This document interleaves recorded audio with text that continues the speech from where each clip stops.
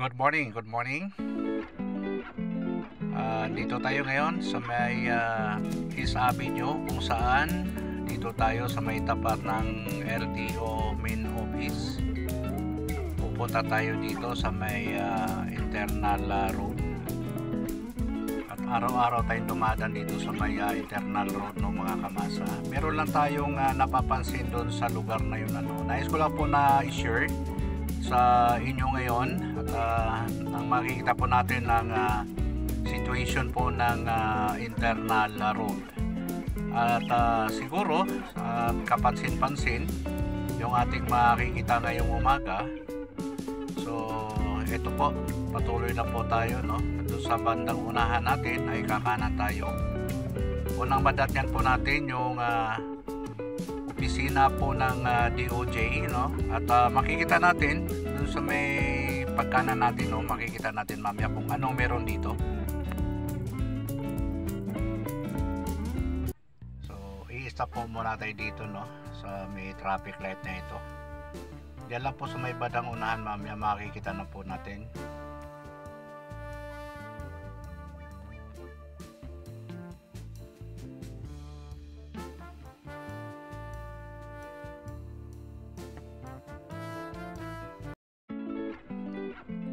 Go na po tayo, no? Ito, malapit na po tayo makarating sa may kanto nitong internal road. Ayan na po, may mga kumakanan yun. Kakanan po tayo dito, no, mga kamasa. Ito na tayo sa internal road na yan. So yan, may nagtitinda ng pupo dito sa gilid. So ito mga kamasa, una makikita natin yung nakapark na pickup, ano. Then sumunod, ito po ginawang terminal ng mga tricycle, ano. Ayan, no. Siguro sa tingin ko hindi ho sila dapat dito, no. Kasi ito po ay main highway at ito po itong parking ng mga hindi natin alam kung empleyado ng DOJ yung mga nagpark dito sa highway na ito, itong internal road. Ayan po sa right side natin, yung kulay yellow na building, yellow and green, ayan po yung opisina ng DOJ.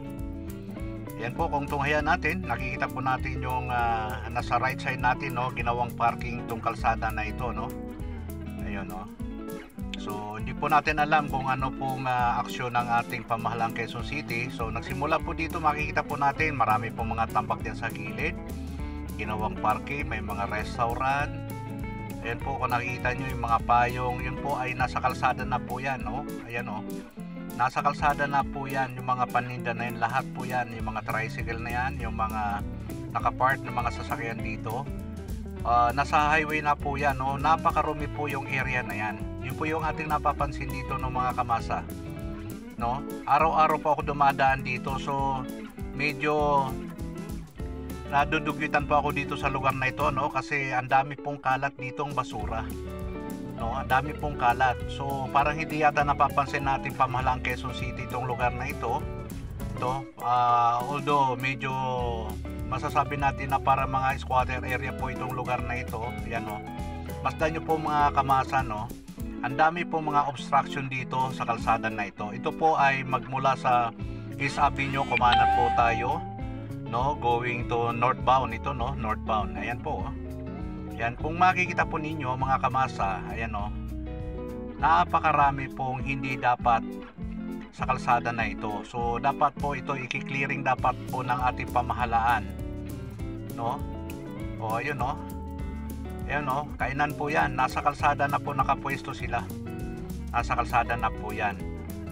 So medyo sila po yung nagdudulot ng pagpapasikip ng traffic dito sa lugar ito, lalo na pagdating ng rush hour ng mga kamasa. Nakakatakot dito mga kamasa kasi may mga bata pati dito tumatakbo, baka maaksidente po ng mga motorista, no. Tsaka may mga aso pa ho dito, no. Minsan yung mga aso biglang tumatakbo sa highway, so nagdulot din po ng aksidente na sa mga motorista yan. Ayan, no, mga kamasa, ginagawang parking, no, ginagawang parking itong internal road, no. So ayan, no, kaya napakarumi po itong kalsada na ito, no, mga kamasa. So ito ngayon mga kamasa, no, tatawid tayo, no, sa gawing southbound naman tayo. At ipakikita ko po sa inyo ang sitwasyon naman ng southbound. Yung diretsyon na yan mga kamasa, papuntang BIR Road yun, no, mga kamasa. Ito no, mga kamasa, tatawid tayo dito tayo sa kabila naman, no, sa southbound tayo, no. I-inspeksyonin naman natin to mga kamasa. Dito tayo sa Center Island iikot, no. So babalikan natin yung papunta doon sa may DOJ office, ano. Okay, ayun, no. Ayun, no. Ito tayo sa Center Island tayo. Dito tayo sa may mga concrete barrier, ano, mga kamasa. Patuloy lang po tayong manood sa ating video ngayon, no, mga kamasa, para ma-share ko lang sa ayun, no. Yung right side po natin, no, mga kamasa, ginagawang terminal ng mga tricycle yan. At ang daming tambak yan ng mga basura, no, mga kamasa. Ang daming tambak na basura dyan sa right side natin na yan. Ito, bibidyohan natin, no, mga kamasa, kasi napapansin ko dito mukhang hindi yata napapansin ng ating pamahalaang Quezon City, no. Ayun, no, daming basurang tambak yan, no. Ayun, no. Ayun, yun, no, yun. Ayun, no, basura sa left side, no. Ito, paparting tayo dito sa may mga dito na naninirahan sa kalye, yung mga yan, no. Ayan, no. Ito po, ito, yan. Pa tayo diretso pa tayo sa bandang unahan, no, mga kamasa. Ayun, no, sa may right side natin. Ayun, no, tambak ng basura dyan, no. Ayun, no, mga kariton. So parang ginagawang tirahan na itong kalye na ito, no. Ayun, no, nakikita na po natin ulit yung DOJ building, ano, yung yellow green na building na yan, no. Ayan, no, kita nyo mga kamasa. Ayan, no, basura, grabe tambak, oh. Ayan, no, ayan ang basura, napakadaming kalat dito sa lugar na ito, oh. Ayan, no. Ayan, may mga natutulog na dito. Ayun, no, may natutulog. Ayan, mga basura. Grabe, mukhang hindi na yata napapansin itong lugar na ito. Walang naglilinis dito, no, mga kamasa. Nakakatakot naman pati rito kasi baka may mga bubog minsan. Madaan tayo dito, may mga basag na bote dyan, no. Ayan, no, pisina ng DOJ, no, mga kamasa.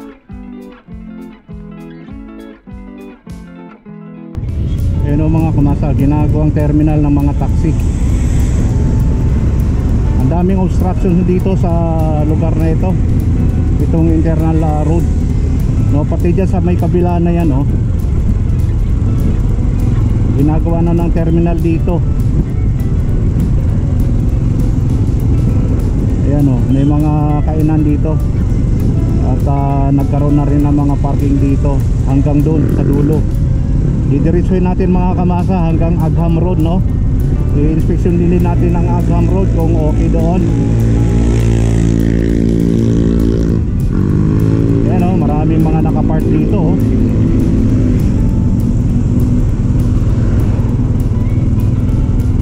Ayan, no, maraming mga nakapark dito hanggang doon sa dulo nitong magmula dito sa may IBP Road, BIR Road yan, mga kamasa, hanggang doon sa may East Avenue.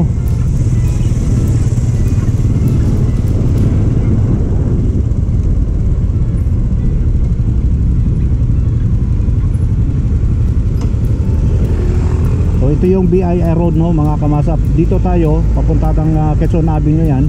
Dito papunta ng East Avenue.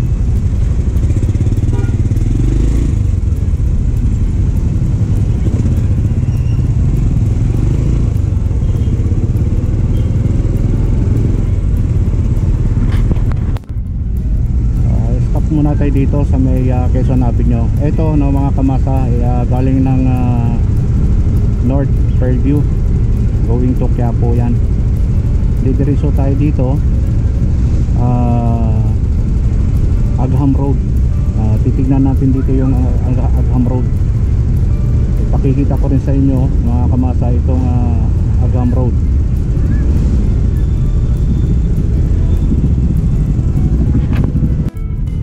Ito galing ng Quiapo to, no, mga kamasa. Dito tayo medyo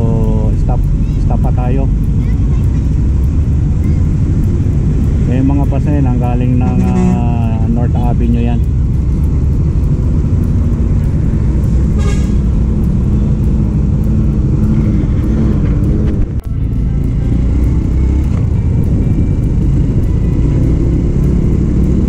Dito na tayo sa area ng Agham Road, no, mga kamasa.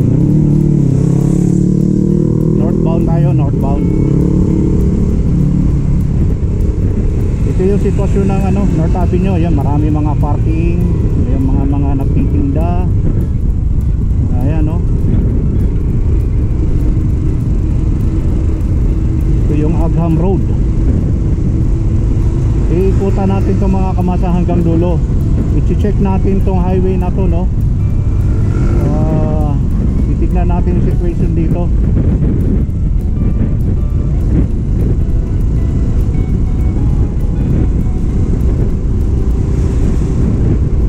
Alam ko dati nilinis sila itong kalsada na to eh.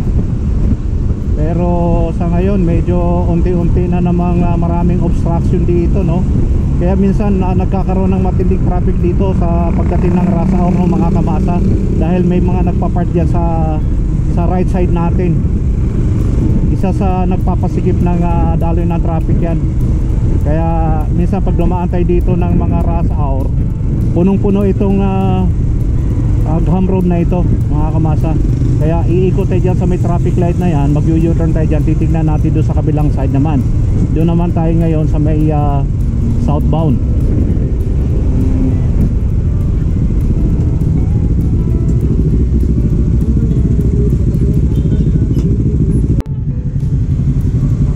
Position na tayo doon, pakaliwa tayo, mga kamasa. May nakalagay doon no parking anytime. Ayan, no parking anytime, pero ang daming nakapark dito.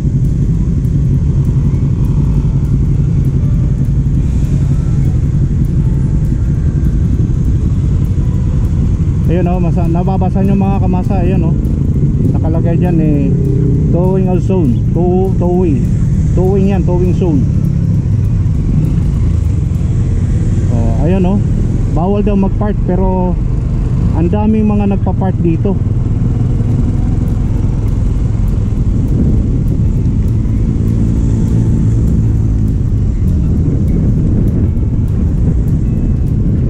Punong-puno yun, mga kamasa. Pagmula dito sa may North Avenue, sagad yan doon sa may Quezon Avenue. Yan ang sitwasyon ng Agham Road.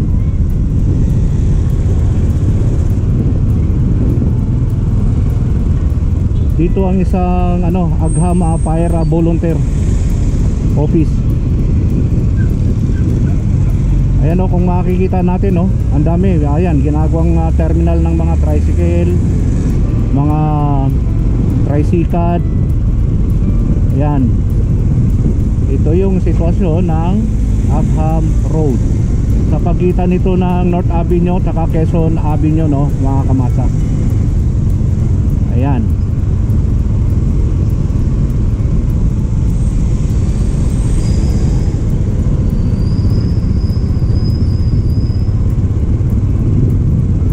Ang daming nakapark,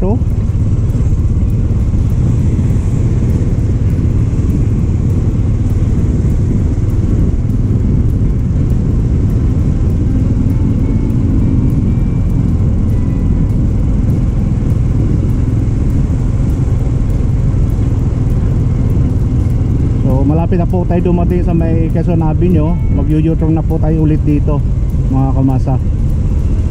Pinakikita ko lang po sa inyo na yung sitwasyon ng mga kalsada rito. Dito po ito sa Quezon City.